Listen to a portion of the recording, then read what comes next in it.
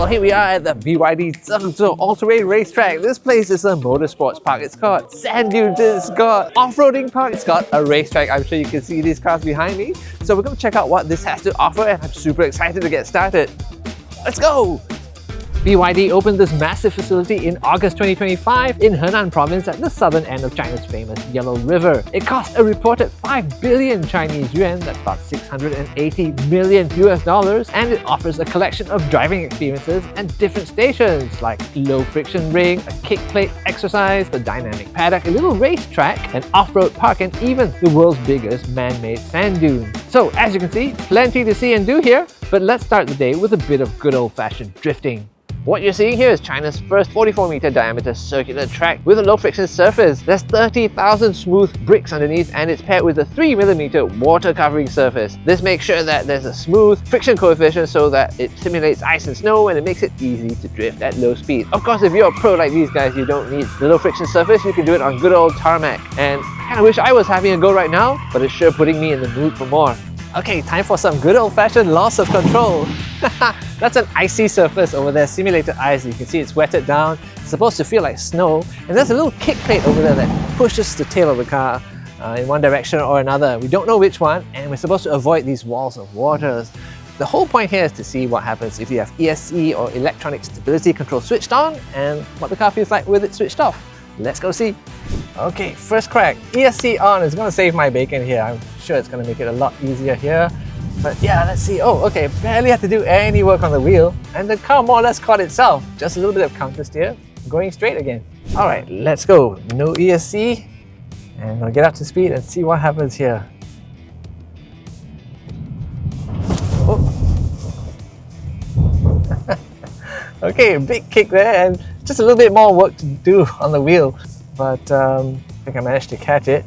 Maybe we'll try a little bit faster next time. Here we go, let's see what happens here. Whoa, look at that! Okay, nicely caught, nicely caught. Oh no, he lost it. Well, I'm almost disappointed that I didn't wipe out like that, but you know what? We don't get a chance to drive in snow and ice much in Singapore, but I bet you it's pretty terrifying when it happens for real out there somewhere. It's fun when it happens here though, and I'd like to think that, well, maybe I improved my driving ability by that much, and that's going to come in handy one day somewhere freezing, somewhere cold, and somewhere slippery. Let's go.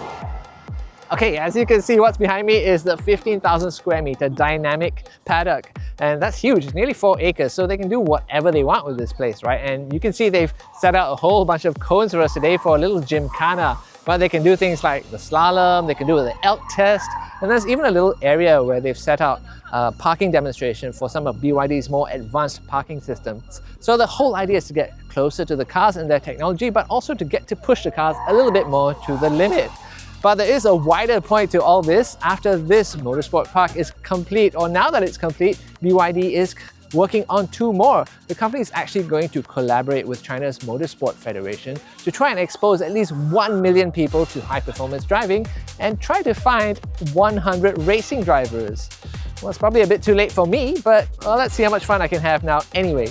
Gymkhana is my favorite thing to do. Why? Because I get to try put the car through its paces, and I think I lost that up over there. Oh, it gets tighter over here.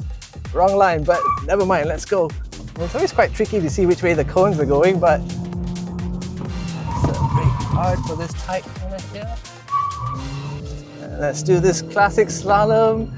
Just get through as neatly as we can, and then let's go. Whoa, okay, I think I made it. Wonderful. Wonderful, thank you very much. And yeah, I stopped in the box, which is the classic like final task of the gymkhana, and I didn't kill any cones, so that's a plus.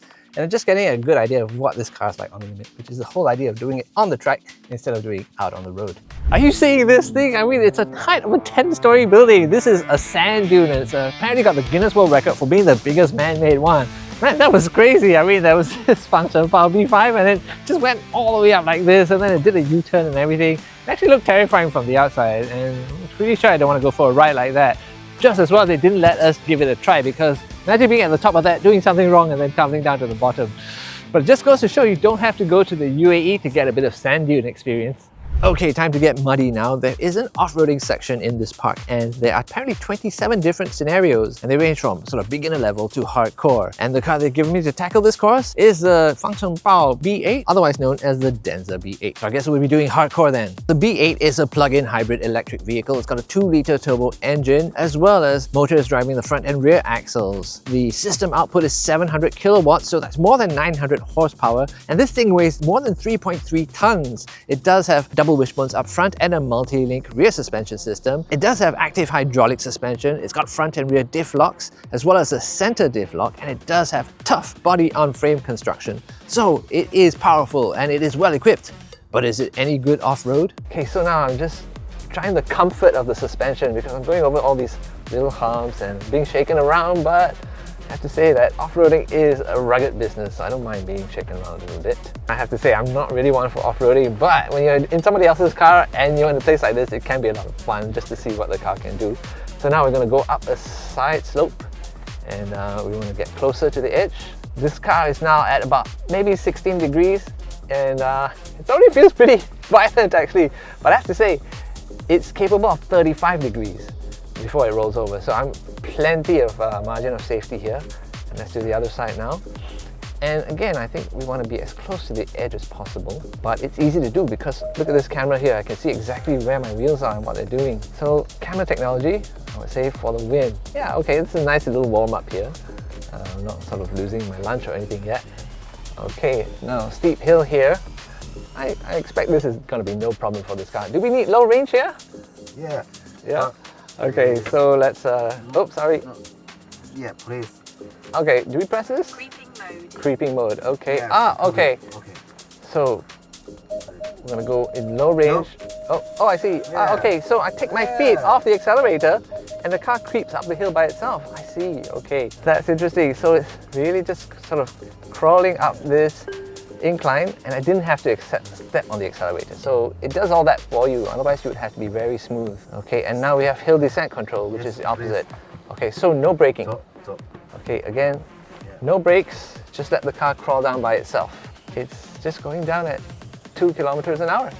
Whew, couple of heart-stopping moments for me. I'm really not used to off-roading, but you know, I really shouldn't have been afraid because when you come to a motorsports park like this, they're only ever going to show you what the car is capable of, and so all the obstacles are going to be built to this car's specifications. It would be different out in the wild. Still, I have been very impressed by all the technologies that go into making this car so capable off-road. Air suspension, lockable diffs, crawling, all that sort of good stuff. And this car is coming to Singapore. It'll be sold as the Denza B8. If you're thinking of getting one, well, it really looks the part, but today I found out it really plays the part too.